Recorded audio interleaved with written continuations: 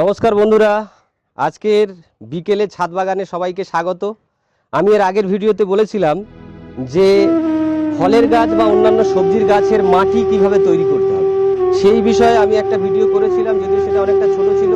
সেইখানে অনেকেই দেখেছিলেন এবং অনেকে আমাকে আবার বলেছিলেন যে আরও একটা সুন্দর ভিডিও আমাদেরকে দেখান এবং কি কি মেটেরিয়ালস আপনি ইউজ করছেন সেটা আমাদেরকে ভালোভাবে দেখান। সেই জন্য আবার নতুন করে আজকে আমি একটা মাটি প্রস্তুতি, এই যে মাটিটা আমি প্রস্তুত করব, এই মাটিটা দিয়ে আপনি যেমন ফলের গাছ তৈরি করতে পারবেন, তেমনি যে কোনো রকমের সবজির গাছ আপনি তৈরি করতে পারবেন।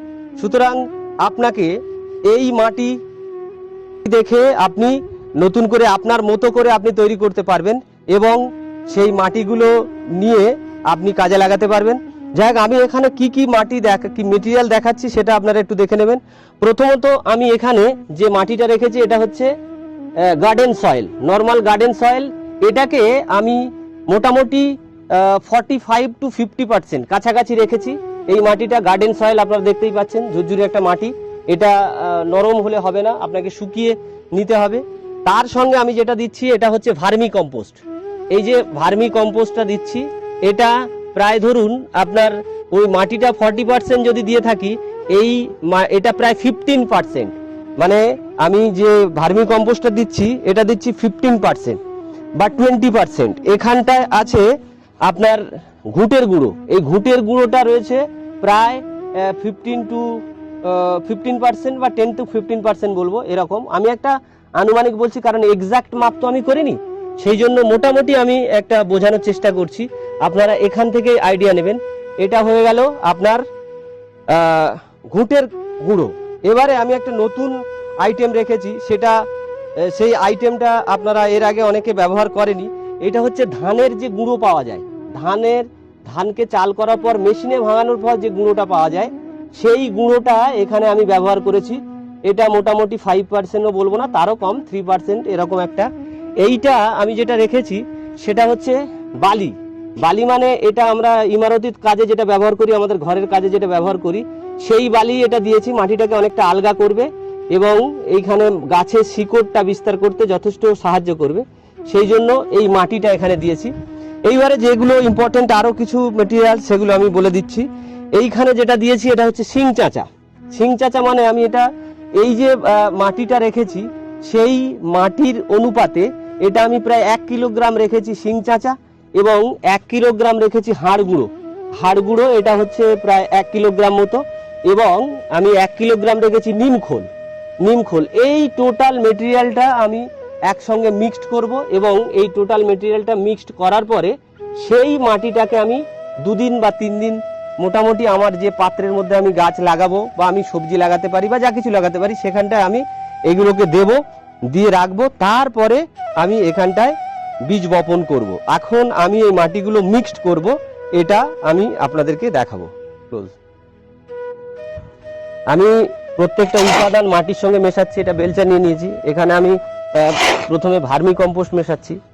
ভার্মি কম্পোস্ট দেওয়ার পর অন্যান্য উপাদানগুলো আমি মেশাবো এর সঙ্গে।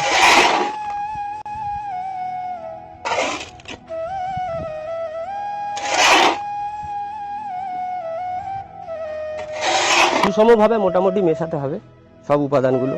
আমি সবগুলোই এর মধ্যে দিয়ে দিচ্ছি। এবারে আমি দিচ্ছি কোকোপিট, এর মধ্যে দিচ্ছি।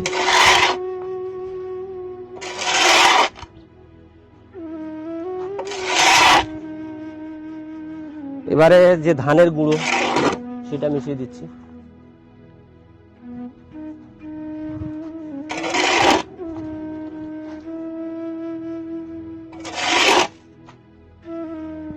ধানের গুঁড়ো দিলাম। এবার বালিটা দিচ্ছি। বালিটা ভালোভাবে ছড়িয়ে দিতে হবে চারিদিকে, নাহলে একটা জায়গায় পড়ে যাবে।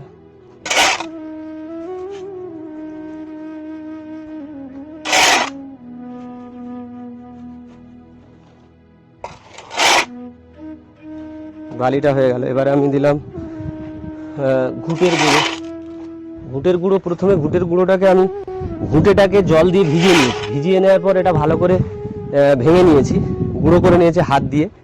গুঁড়ো করে নেওয়ার পর তারপর এটাকে এর সঙ্গে মেশাচ্ছি।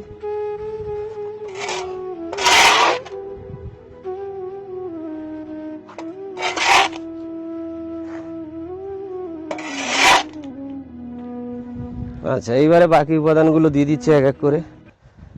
এটা নিম খোল,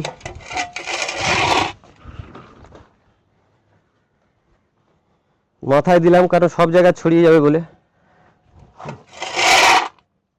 মাথাটা উঁচু করেছি, হুঁচ করেছি, ওখানটা দিচ্ছি, সব জায়গায় ছড়িয়ে যাবে সমানভাবে।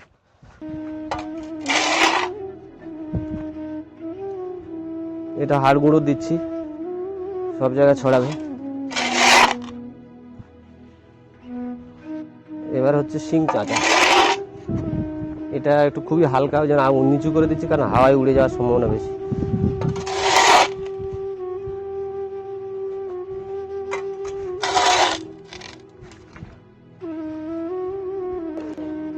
বড় তো হবে, ওটা ক্লোজ করতে হবে। আর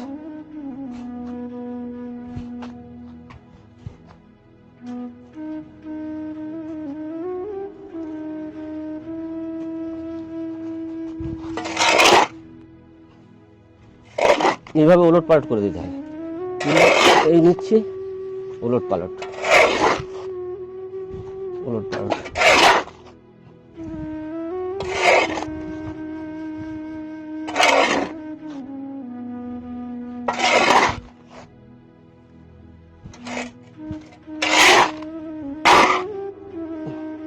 বিভিন্ন উপাদানগুলো মিশে আগের যে মাটি, সে মাটিটাকে আর আপনি চিনতে পারবেন না, এবং অনেকটাই হালকা হয়ে যাচ্ছে, ঝুরঝুরে হয়ে যাচ্ছে মাটি।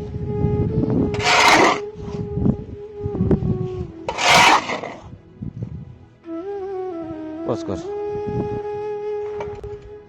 বেশ অল্প টুকুনি, মাঝখানটা বেশি মাটি থেকে গেছে, এই জন্য মাটিটা তুলে চারিদিকে দিচ্ছি। মেশানোটা বিশাল আর্ট, মেশানোটা যদি মাটি ঠিকঠাক না মেশে তাহলে কিন্তু একদিকে সার ফার জমে থাকবে, ওই মাটিটা যেদিকে পড়বে সেদিকে গাছের উপকার তো হবে না, বরং অপকারী হবে। 3বার মিক্সড হলো, আবার একবার আমি এটাকে ভেঙে নিচ্ছি, আরও একবার মিক্সড করব। ক্যামেরাম্যানকে বলবো এই দিক দিয়ে ঘুরে এদিক দিয়ে ধরতে।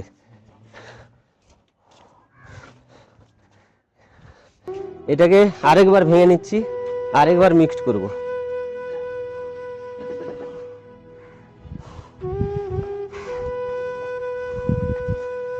আরেকবার মিক্সড করব।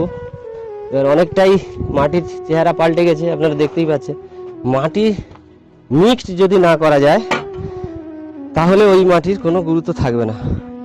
এটাকে এত সুন্দরভাবে মিক্সড করতে হবে, যত সুন্দরভাবে মিক্সড করতে পারবেন তত উপাদানগুলো সব জায়গায় সমানভাবে মিশবে, যাকে বলে সুষম মিশ্রণ তৈরি হবে। এই প্রত্যেকবারে আমি বেলচাটাকে উল্টে দিচ্ছি।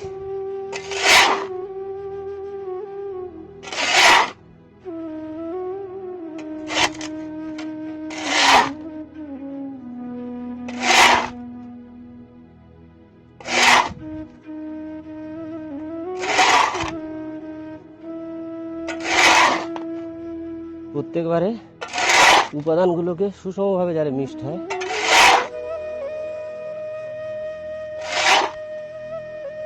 উল্টে দিচ্ছি। ভিডিওটা লাস্ট পর্যন্ত ধৈর্য ধরে দেখুন, এর মধ্যে আরও অনেক কিছু জানার আছে।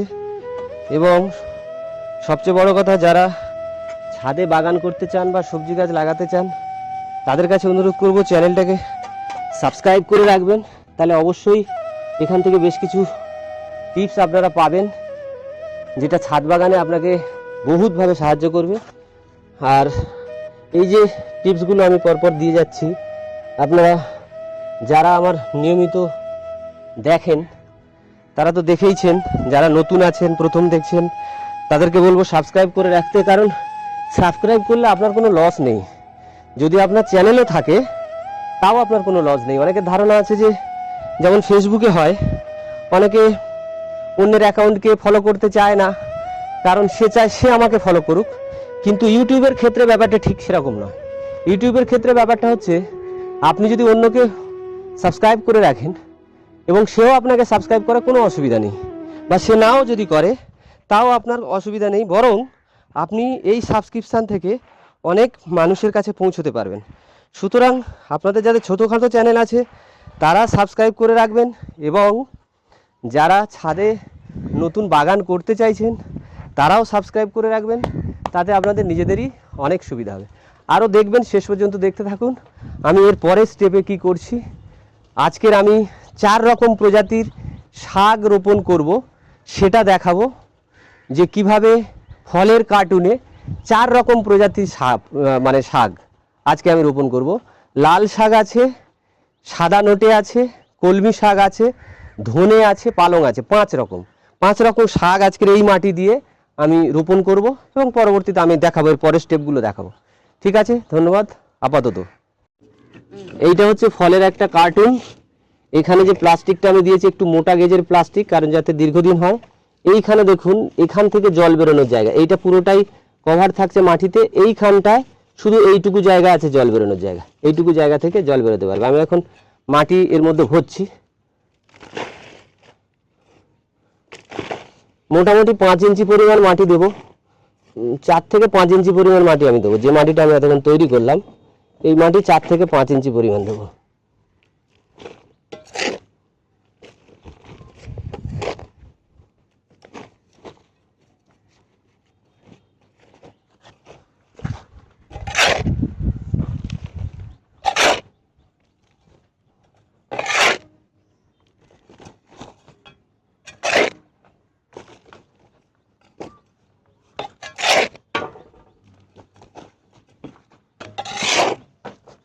ক্লোজ করছি, যেগুলো ক্লোজে দেখা দেবো মানে কীরকমভাবে মাটিটা দিচ্ছি।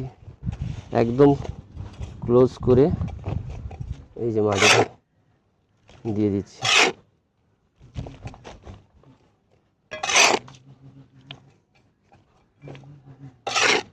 ব্যাস, আর মোটামুটি মাটি দেবো না, এই পরিমাণে মাটি রাখবো।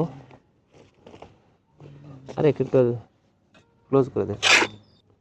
আগে আমরা প্রথমে ট্রেগুলোতে মাটি সাজিয়ে নিলাম, এরপরে এগুলোতে আমি দানা দেব। তো তার আগে প্রত্যেকটা ট্রেতে আমি মাটি মোটামুটি একটা 5 ইঞ্চি পরিমাণ মাটি দিয়েছি, এবং এখানটায় এক একটাতে আমি যে পরিমাণ মাটি রেখেছি সেটাকে সমান রাখছি। একটু বেশি হয়েছে বলে এটাকে তুলে নিচ্ছি। মোট 10টা ট্রে করব। 5 রকম শাক আগেই বলেছি, 5 রকম শাক, 2টো করে ট্রেতে 1 রকম শাক দেব। সেইগুলোর জন্য মাটিটা আমি রেডি করে নিচ্ছি। রেডি করে নিয়ে এবার আমি দানা দেওয়ার সময় আরেকবার আমি দেখাবো। এই মোটামুটি সবগুলো ট্রে একবার দেখিয়ে দিই, যে কটা ট্রে এখানে আছে। ওরমভাবে না, ওরমভাবে ট্রে দেখাতে হয়, একসঙ্গে পুরো ট্রেটা এরমভাবে ধরতে হয় সবগুলো। ওতে একটা করে দেখা যাচ্ছে। হ্যাঁ, ওখানে ওই নিচে মাথায় ধর। এই সবগুলো ট্রে রেডি করেছি। এবারে এগুলোতে যতটা মাটি দরকার রেখে উপরে তুলে দিচ্ছি। এবার তারপরে বাকি আরও 2টো আছে, 2টো করে নিয়ে এবার আমি দানা দেব, তখন আমি দেখাবো। ঠিক আছে, এখনকার মতো এইটুকু। এগুলোতে যতটা মাটি দরকার রেখে উপরে তুলে দিচ্ছি। এবার তারপরে বাকি আরও 2টো আছে, 2টো করে নিয়ে এবার আমি দানা দেব, তখন আমি দেখাবো। ঠিক আছে, এখনকার মতো এইটুকু। কলমি শাকের দানা কিভাবে দিচ্ছি সেটা একবার দেখাচ্ছি। এই যে প্রত্যেকটা আমি খোঁচা দিয়ে গর্ত করে দিয়েছি। এবার এই 2টো করে বা 3টে করে দানা আমি এক একটা গর্তে দিচ্ছি। এই একটাতে দিলাম,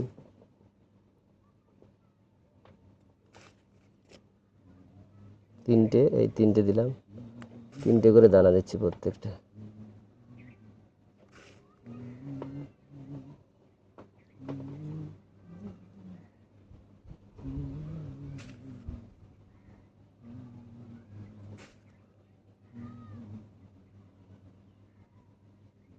এই যে 3টে করে দানা দিচ্ছি।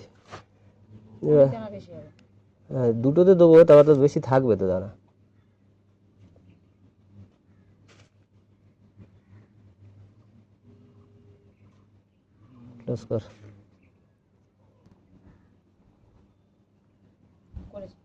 ক্লোজ কর, ক্লোজ কর। দানাগুলো দেখা যাচ্ছে এরকম, ক্লোজ।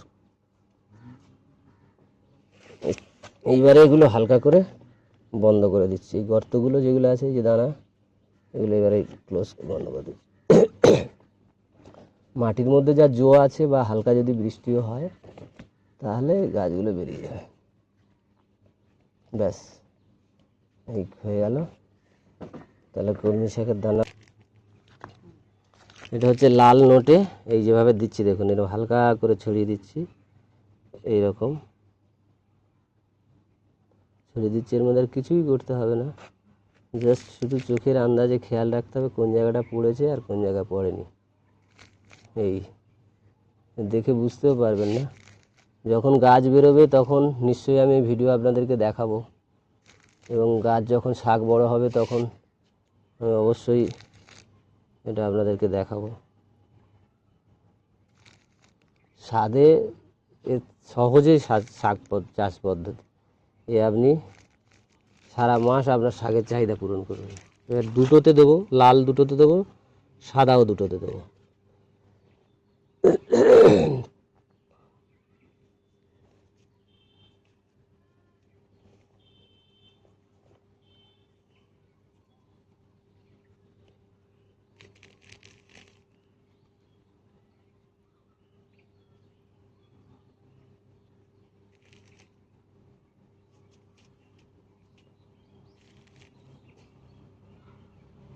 দেখা যাবে না যদিও, তবুও কীভাবে বুনছি সেই পদ্ধতিটা একটু দেখে রাখুন। জাস্ট একটা চোখের আন্দাজে ওখান থেকে এসে সঙ্গে সঙ্গে এইটুকুনি দেখাবে। এটা হচ্ছে সাদা নোটে,